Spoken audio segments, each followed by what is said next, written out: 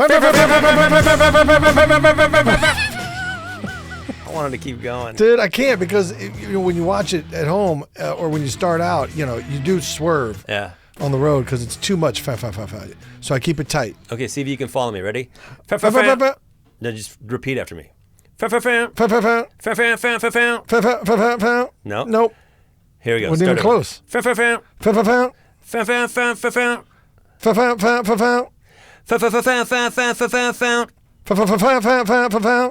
Oh, so close. So close. It was close. But you're going 100 miles an hour. Be reasonable. Okay, that's too long. What are you writing a book? What is it, Dostoevsky? I'm just fountain. Dostoevsky? How do you say his name? Dostoevsky. That's not it. Frederick Nietzsche. It's getting worse.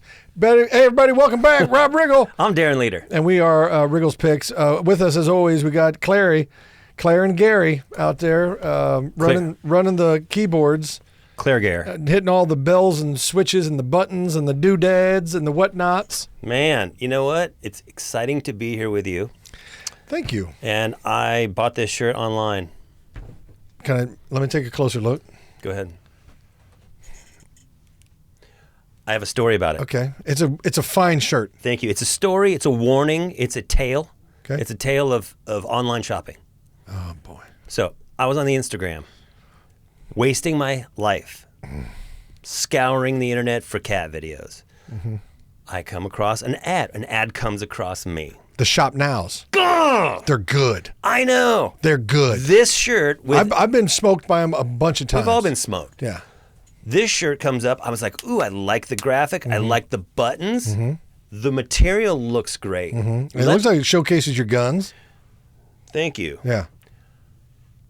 I go on and you don't know how stuff fits online, right? No. So I go, oh, I'm an XL or I'm a large. I go, I want a black one and a gray one, 2 in large, send them. No problem. Okay, boom. I get them. I try them on. They're a little too snug. This is snug for me. It's snug, but it works. Like, that's the look now. Like, you're very European. Thank you. I mean, you're Norwegian death metal European, but it's still European. Still over there. Yeah. Somewhere, right? Yeah. So I tried them on. I'm like, ooh, a little snug for me to wear when I go play golf with the boys. They're going to go, what are you doing, dude? Yeah. Not the coolest look for out here with us. So I contact the company. I go, hey, I screwed up. Can I return these shirts? They go, yeah, about that. We're in Italy, and to ship them back, to return them, is going to be like $80 or $90 or whatever. They go, but you can do a one-size complimentary resize, a one-time resizing. We'll send you 2 of the same shirts in the next size up if you want, or down, for $25. I'm like, okay, well, I screwed up, and I ordered 2 black ones. Can I get a gray one and a black one? They're like, no, can't do that. I'm like, you can't change the color? Can't change the color, just the size. So come on, now that's just laziness. So that's laziness. Right? And yeah. I actually, this is me typing. I go, can you make an exception? I blew it on accident and pushed the wrong button. They're like, no can do. I'm like, what? What is that policy? So now I have 4 shirts, all black, 2 too small, and 2 too large. Okay, so I was in Rome this summer. Mm-hmm. You could have taken them back for me. I bought a suit while I was over there, just because I've wanted to get into town. When in Rome. Thank you. And I said, listen, are you sure? Because I'm like, this feels. I got to that point where I'm like, you got the address, right? You're gonna send it, right? Of course. We're gonna send it. Okay, so bought it. Everything was good, I thought. How long ago? Oh, it never came. Oh, okay. Oh, it's still in the... No, it never came. I had to call the credit card and cancel the purchase and all that stuff. It never showed up? It never showed. Sons of bitches. Yeah. I was like, why? Can I ask you how much the suit was? Why did we go through all this trouble? Was the suit over $1,000? It was not over that, but it was right around that. That's still. $100. And I'm so glad it didn't go through, because I'm like, you know what? I didn't need it. Didn't want it. I mean, it was a good looking suit. It was. Do you wear suits often? Not that often, but yeah, actually, I do have to wear them. You do, yeah, because you do. You get up in front of people. And I do presentations. I do charity events. I do things that require a suit. I don't have a suit. Court appearances. Thank you. Gary, Thank you, coming Gary. in hot and real. Yeah, little too real, Gary. Gary, why'd you take him out at the knees, dude? You could have just given him a laceration. No, I mean, like when he's standing there advocating for a troubled youth. Yeah, Sure, that's Gary. what it is. Yeah, cool. I didn't know your nickname was Troubled Youth. It's the band advantage. Dude, I don't have a suit. I know that's shocking. Every man's got to have a Don't have a suit. suit. Don't have a suit. You're not listening to what I'm saying. I don't have Every man has to have a suit in their closet. I don't have a sport coat. What happens if you get invited to a wedding? Bro, I just go in my black shirt that's too small. What about if you... What? Every man has to have a suit. One suit. We're going. No. We're going. No. Yes. I will not get a suit. My son's 5 and he has a suit. Well, Why the suit protest? When do I need a suit? Listen, I know you're a rocker. Who needs a suit? I know you ain't got time to be put down by the man. And you can't hold me down with no suit. Okay. Now that we're past that, let's get you a suit. Okay, let's go. Dude, I mean, Come on, I'll go. I got to get my boy a suit. Okay, he's growing like a weed, Oh, I know. I saw him. and he is out of control. Like I got to go get him a new suit. So we'll all go. Where are we gonna go? Men's Warehouse. We'll just go to Men's Warehouse. We don't have to. Let's not overthink this, man. We're just talking about a suit for weddings. God forbid, funerals. I'm getting uncomfortable. It's just a suit. Listening to all these obligations I have now. Once you get the suit, you've obligated yourself to attend these things. No, it's mandatory. Every man's closet has to have at least one suit. One. I don't know, man. Yes, one dress shirt, one tie, one nice belt, coat, slacks, and a nice pair of shoes. Period. End of story. At least one. The face Darren made when you got to the shoes was fucking brilliant. Oh my God. You're so California. You know what? You're so California. Dude, suits are Would you wear flip-flops with a suit?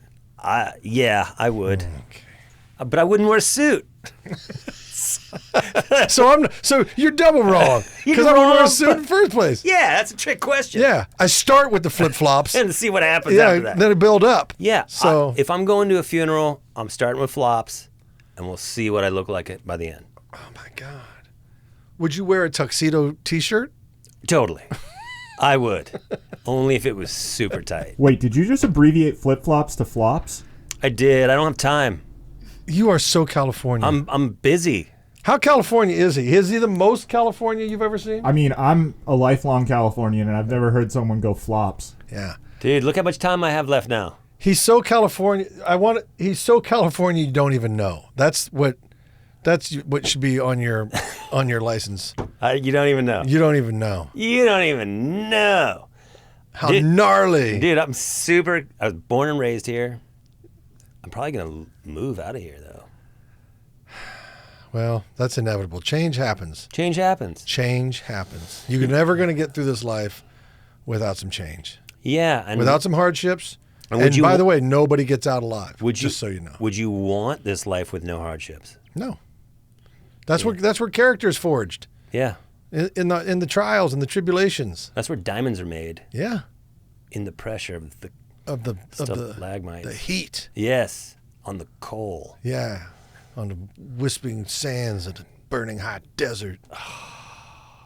The sweltering jungles of life. Oh my God, dude. Yeah. We're on a safari is what we're on. We're on the safari. Dude, The great safari. I got one hand, I got a machete. Mm-hmm. The other one, I got a bullwhip. Yeah. And I'm ready to get through the jungle. Because you're going to die. Yeah. Baby. You know what I'm saying? Yeah.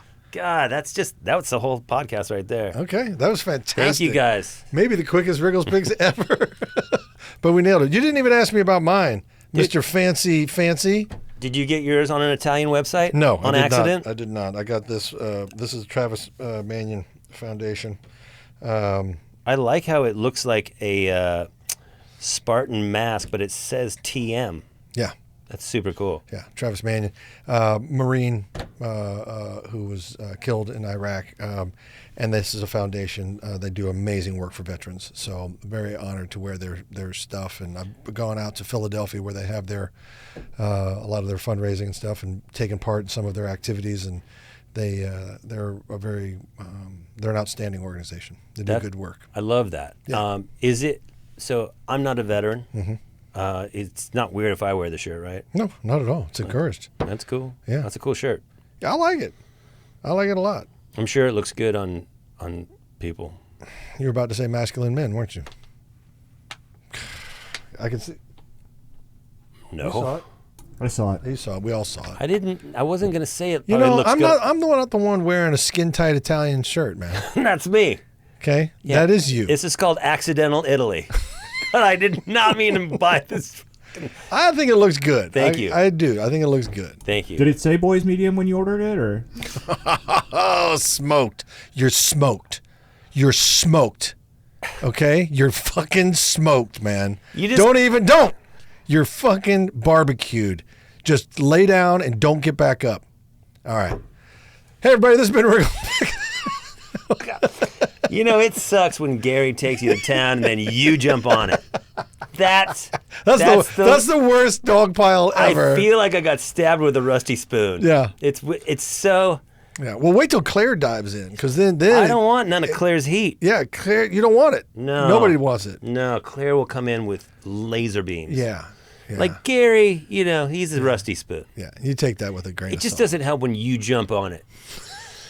Though I respect it. And yes, I am wearing a goofy Italian shirt. And It's I'm cool not with it. goofy. I'm being sincere. I like it. I do too. I like it. He doesn't. No, he doesn't. He doesn't at all. That Like, was the most I do insincere. He did not at all. No, I do. He pulled me aside. Did you do the octave? No, Did you do I do. the high octave and the quick? I do. You do, Gary? I do. Really? Awesome. Hey, look, man.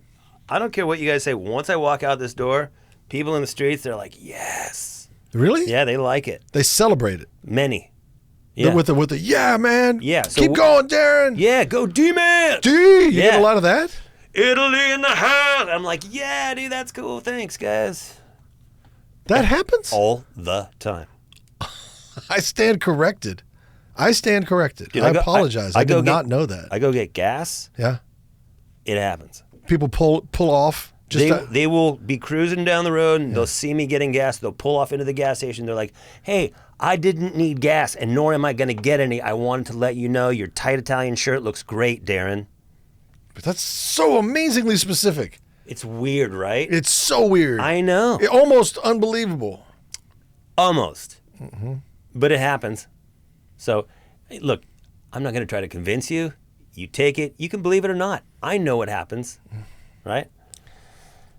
Part of me thinks that it does happen in your mind. And part of me believes that. 1,000%. D-Man. D. Killer. People just love it on you. Killer tight fit. Yo, soup's tight, bro. That's what I'm saying. Then I knuckles. What's up? Yeah. Yeah. Passing out those knuckles. Come on. Soup's tight. Dude, it's a soup's tight shirt. It's soup's tight on so many levels. I know. I feel like Zohan. You know, I feel a little like I should be in a nightclub with a gold chain and like an Italian horn. Well, nothing's stopping you, especially in that shirt. No, this is the precursor to that. Yeah. You need this Yeah. to get there. Yes. And I guess I'm on my way. D-man. Dude, thanks. I want to talk to you about something that I saw on the interwebs while I was Not looking at your phone. while I was under my time limit on Yeah. my phone. Okay. My self-imposed time limit on my phone. I saw recently. This might have been a while back, so bear with me. But this is a while back. But I saw one of my favorite bands, Jane's Addiction, was in Boston, I think it was, and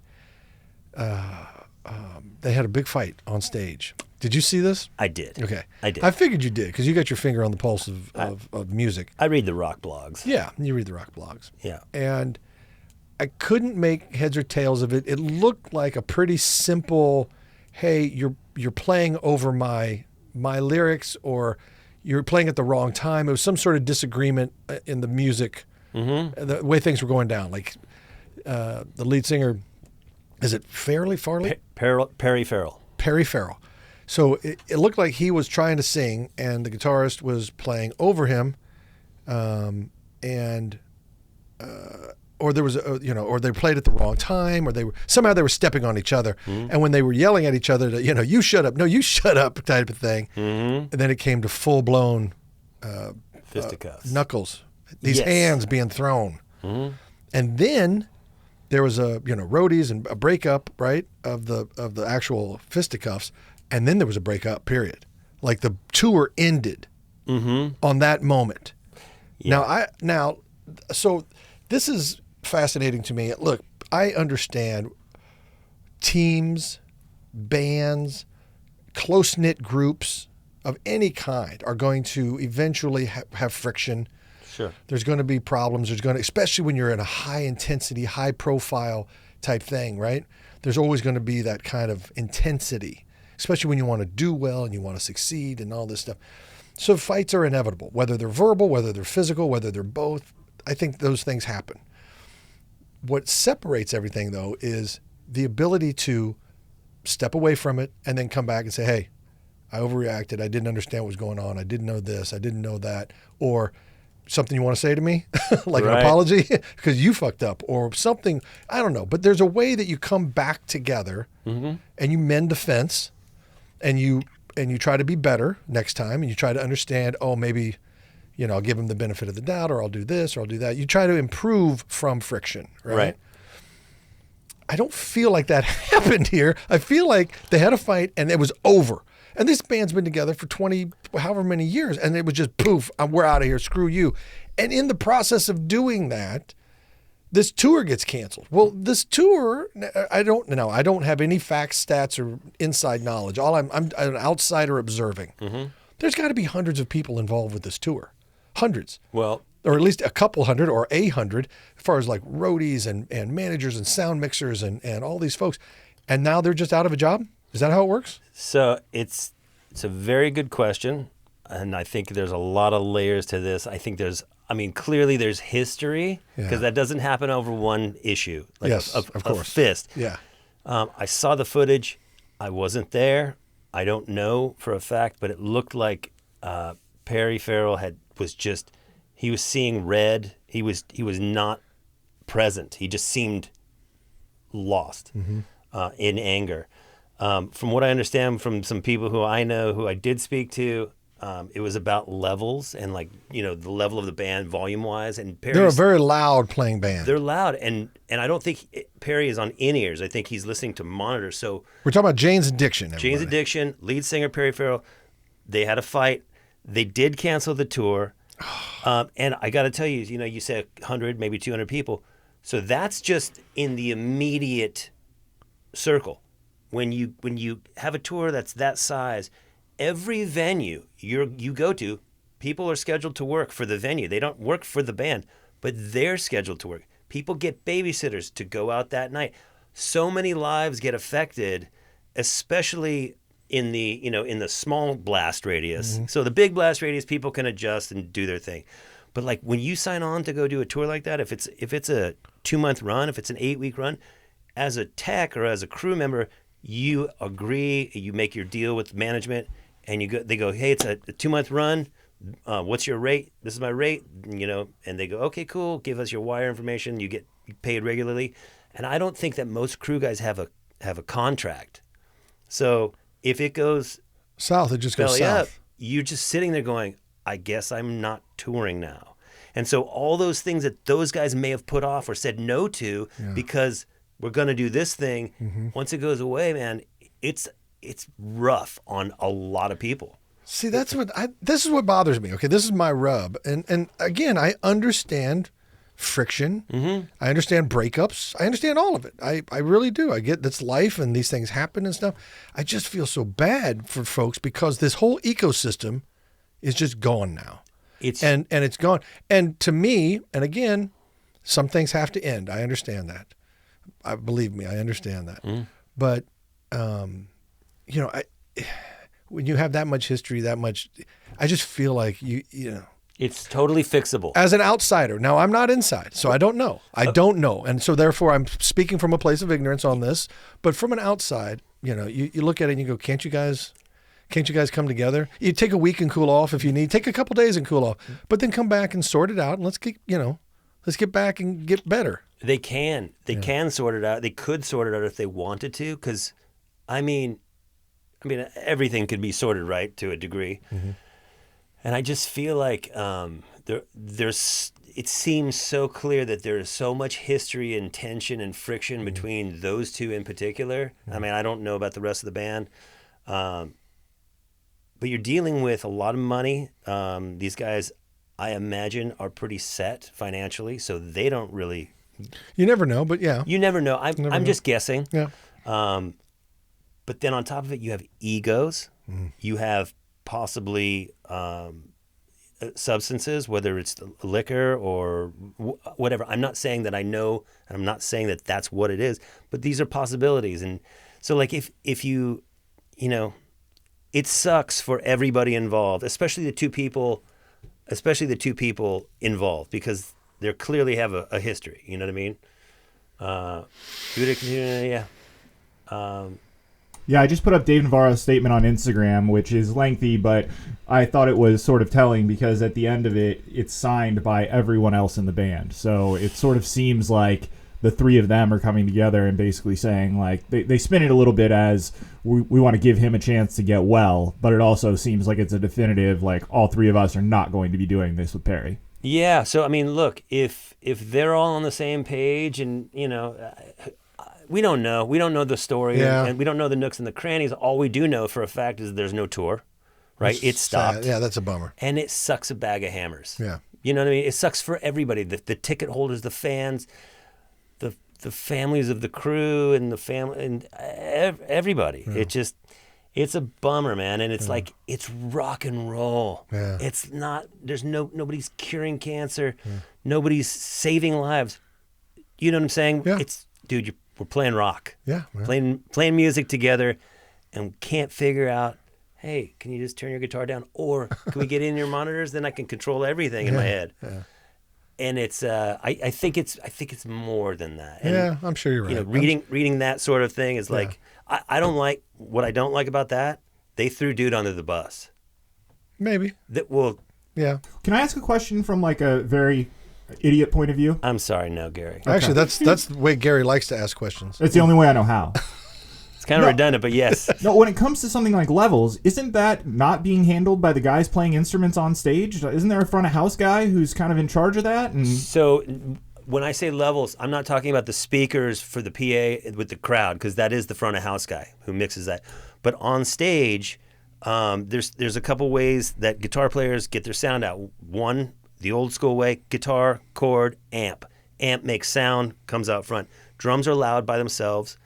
So a lot of bands, especially not newer bands, but rock bands, the guitar player, they like to play loud. So in order to, because the volume's coming from the stage, right, and it's behind Perry as a singer, if it's really loud, and he doesn't have in-ear monitors, he needs to sing and have his voice come back out his monitors loud enough over the guitar that's coming through the back, from behind him, and the drums, in order to hit the notes and hear his own pitch.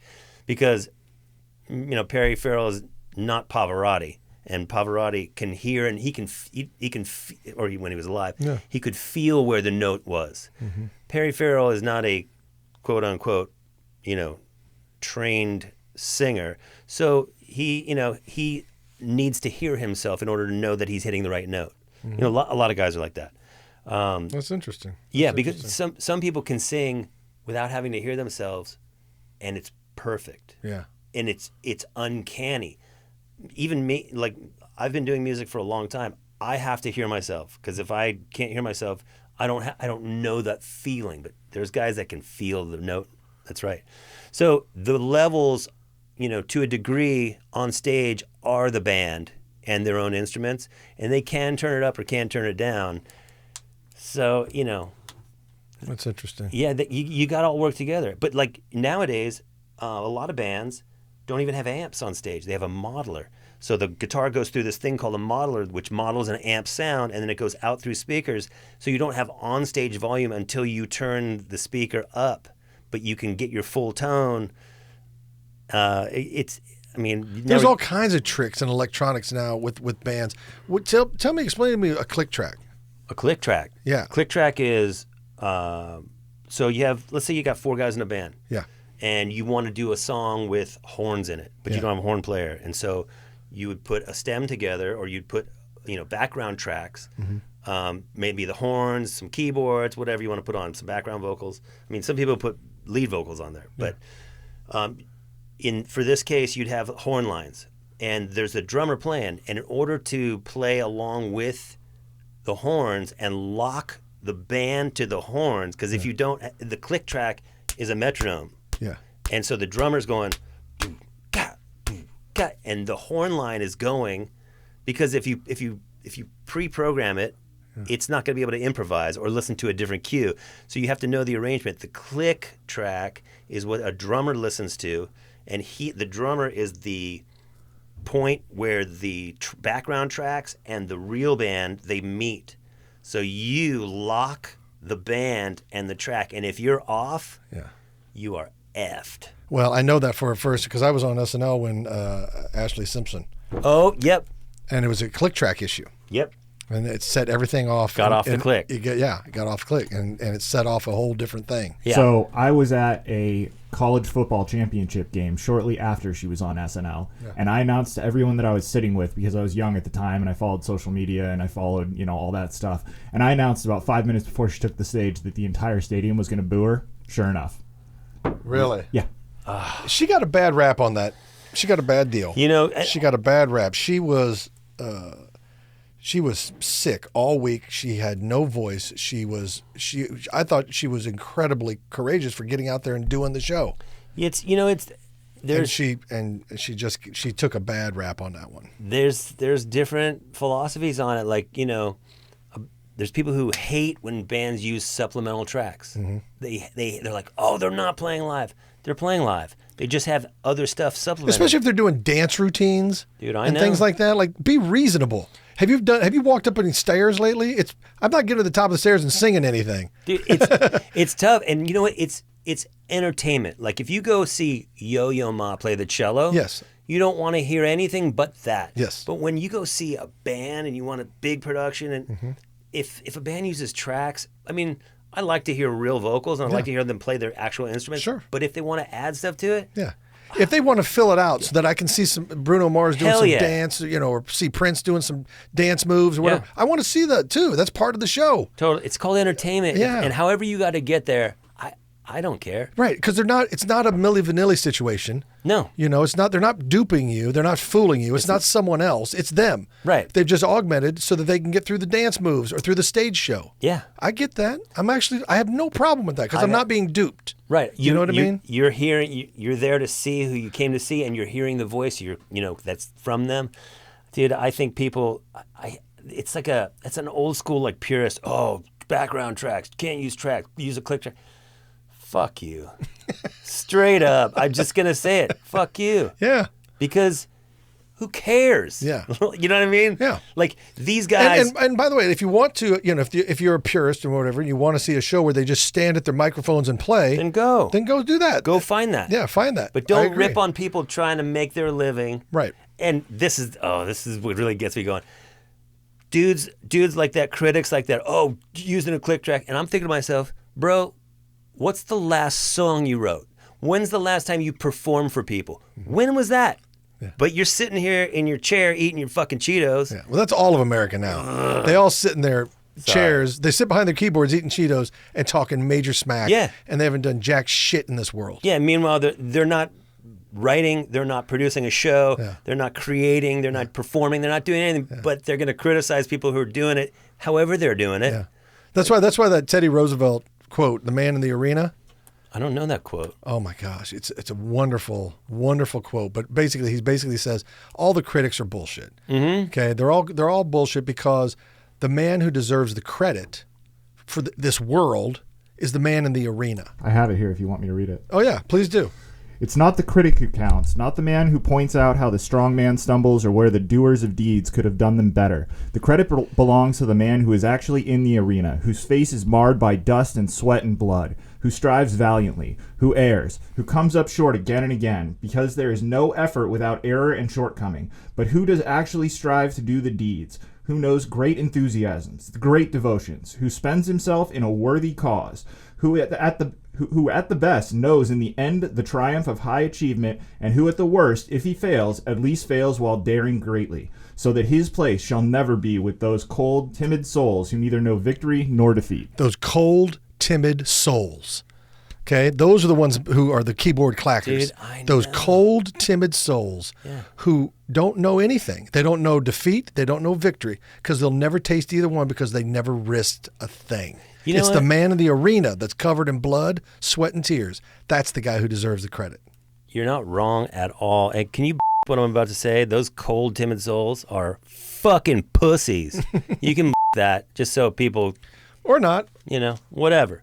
Just before you criticize, whether you're a movie critic, a book critic, music critic, before you criticize, you got to go try it. You got to do it. Get in the arena. Get in the arena, bitch. Let's see. Yeah. Otherwise, sit, have your Cheetos. Yeah. I hate that, dude. I know, but that's why I love that quote. It's a great quote. And that quote will hold up through the ages because it's always been that way. Yeah. Always. As long as there's been humans on this earth, it's always been that way. There's going to be the people who dare greatly and risk it, risk failure, risk being embarrassed, risk all the shame, risk everything. And then there's going to be people who sit on the sidelines and criticize. I got a question for you. Yeah. This kind of jumps into politics, but I'm not taking sides. As a veteran and, soldiers all around the world, we have politicians who criticize. But they're not doing it. Or they didn't do it. They came up and they got into the politics and they criticize soldiers for doing their jobs. What's the sentiment? I'm asking your opinion of people who criticize without having done it. And I'm not angling. I'm not trying to pin you into a corner. I'm generalizing. If it's not something you want to talk about, we can cut it. Yeah, no, listen, they're sentient human beings. They can have an opinion on things. Sure. Right? So can a music critic. Exactly. And that's fine. Okay. But how much weight do you give it? Right. Yeah. That's always the thing. If I was a plumber and some bureaucrat who'd never picked up a wrench came over and said I was doing this right or that right, or I didn't really know what I was doing. Right. I'd be curious. I'd be like, "What? Hold on. You're a bureaucrat. How do you get to judge or evaluate anything I've done if you haven't walked a mile in my shoes?" Right. But thanks for the input, I guess. Thanks. And so there's always going to be a rub. Yeah. But at the same time, you can't just devalue someone because they haven't done what you've done. No, I get it. So I have to say, listen. If he or she is very bright, very smart, they've done research, they've done all kinds of things, they have an understanding, they've taken the time to get to know, they've done whatever. Okay, maybe I'll give that person a little more credit. But if they don't know anything about, what it's like to do it, the mile I've walked, right, or the mile you've walked, or the mile anybody else, if you don't know anything about it, you might not come in guns hot. Yeah, but I think that's a problem with critics in general. They come in guns hot. And I think it's because they want clicks and viewers and all that stuff. But it's like, dude. That's the thing, too, man. How we were talking the other day about our phones, how it's addictive and we've fallen prey to it? Not me. Whatever. You're the worst. You're such an offender. I hate it. It's what part of that addiction is? These headlines. Oh, dude. So I see headlines and I'm like, what the F? So I click and I go to the story and it's nothing. It is nothing to do with the headline. Right, but they got you. But they got me to click on it. And then I look at the headline and I look at the thing and I'm like, what the F is this? This doesn't even match up. Right. It doesn't even. And so they twist everything you say and do. It's just bizarre. Like we are being manipulated on a daily basis. Oh. And I'm not telling anybody stuff they don't probably already know. Dude. But you don't realize that the hourly war that is being waged against you on an hourly basis, on a minute by minute basis, 24 hours a day, 7 days a week, 365. Yeah. It's so real. It's so real. And you don't realize, like, you think, oh yeah, I know they're doing that. I know they're fake news and I know this and I know that. Sure you do. but you find yourself clicking and playing the game. You're still dancing to their tune. You're still being it's bad, man. I could not agree with you more, dude. And what's really freaky is when you get people like friends or people who do their research online and they're reading their facts. Yeah. Now, I'm not saying that I know the real facts. Sure. We all read whatever the hell we read, and most of the time it's an echo chamber. It's it reinforces what we already want to think. Yeah, you're going to resonate with one point of view or another, right? Yeah. And I'm not saying what's right or wrong. But when people have these convictions based on these things that they're reading online, it's freaky when they get so set in their ways. They're like, no, this is really what's happening. I'm like, dude, you don't know that. No. I don't know that. So to have that kind of conviction based off shit that's written with a bias. We used to have, and I remember this from my youth, we used to have a media that reported facts. And it wasn't editorialized. It wasn't sensational. Well, and it wasn't even editorialized. It was, this happened today. Yeah. And this happened today. And this happened today. Now it's, this happened today. And we think this is what it means. Yes. And this happened today. And I'm pretty sure this is what it means. And because this happened, this is going to happen. And it's like, no. Just tell me what happened. And I can pretty much, figure some things out here. Keep me giving me facts, but don't give me the editorial. The editorial is what's changed. Now that's found its way into news. And news is now story. Yeah. That's all they want. Tell me the best story possible. But it's not that enthralling, Bulla, how can we jazz it up? Do we sound old? No, but it's true. It's true because when you're young, you don't care. You don't care. Right. You don't pay attention. You're just out trying to get tail. Yeah, you're trying to party. You do what young people do. Okay. Right. So you don't care about this stuff. But then as you get older, you do realize, wait, there's a manipulation going on. There's a thing happening here that's not right. Right. And when you realize that it's wrong, how wrong it is, you get upset about it. Because you don't want that for your children. No. And you don't want that for your country or for your neighborhood or for your town or whatever it is. I don't want it for my friendships. Yeah. Because it ruins friendships because, you can, it's so fascinating to me that I can read one thing, you can read the same thing. Mm-hmm. And because of how you feel inside, it's going to hit you a certain way. Yeah. It's going to hit me a certain way.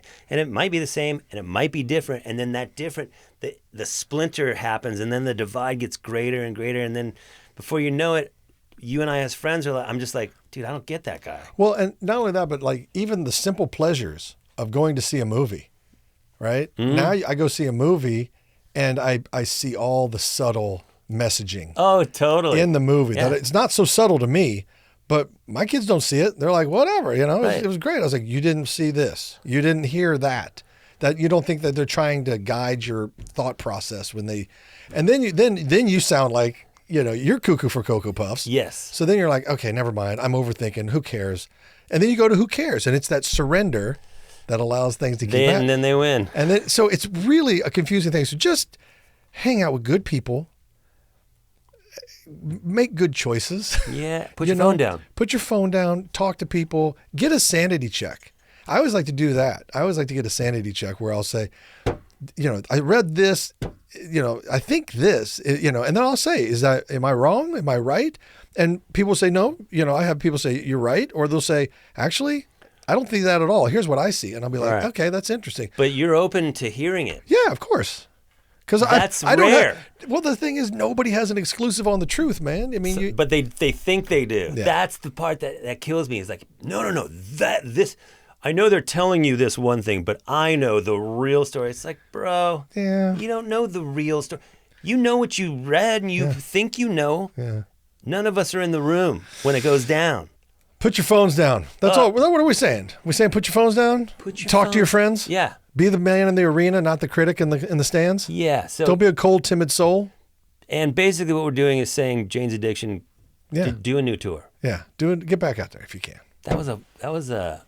I think we covered a lot of bases, though. We did. Yeah. We solved it, man. We solved it. God, I love solving stuff with you. That's what we do here at Riggle's Picks. We solve shit. You're welcome. Yeah. Next up, leukemia. Why am I Why are you laughing? Don't make me laugh at that. That's so mean. That's Okay, next up, pancreatic cancer. God, stop. Coming in hot. No. Next up, the Rubik's Cube. Thanks, everybody. They already solved that. Like, everybody solved it. If I put one right here, right now. Hell no. Exactly. I've never solved one. Have you? I solved it. I've never solved it. I solved, but I did it back in, I'm not kidding, 5th grade when you learned the patterns. Oh, yeah, I never. And I could memorize the patterns back then. If you handed it to me today and said, here's the pattern, I'd be like, Dude, I was too busy doing cool stuff. I'm sorry. I had to say it. That's cool that you're good at Rubik's Cube, dude.